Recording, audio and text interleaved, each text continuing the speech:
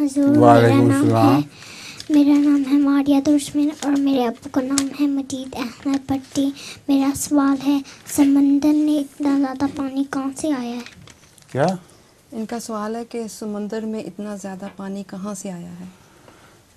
अल्लाह ताला ने ऐसा इंतज़ाम किया था कि बारिशें जब हुई ना शुरू में बहुत कसरत से, तो नीचे की तरफ पानी जमा होना शुरू हो गया और ऊपर ज़मीन खुश्क रह गई। 1/4 ज़मीन का टुकड़ा है और 3/4 पानी है, तो वो सारा समंदर ही समंदर है।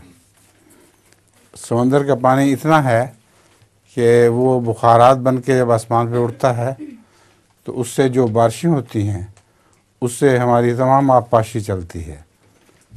तो ऐसा आला इंतज़ाम है, जितने पानी की ज़रूरत थी अल्लाह ताला ने उतना ही पानी इकट्ठा करवा दिया।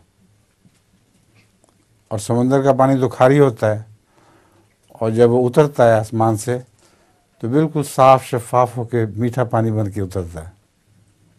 ठीक है।